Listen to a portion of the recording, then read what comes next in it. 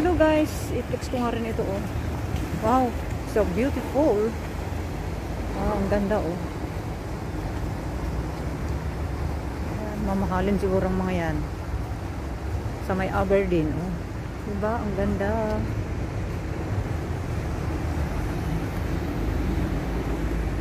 Ayan, napakaganda. Ito na ako ngayon sa may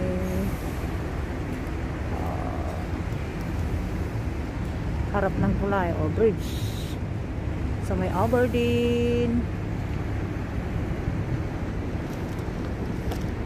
Ayan, mga mamahalin na yate siguro. Napakaganda dito. Makulim din, umuulan. Umaambon. Kanina umulan ng almost the whole day.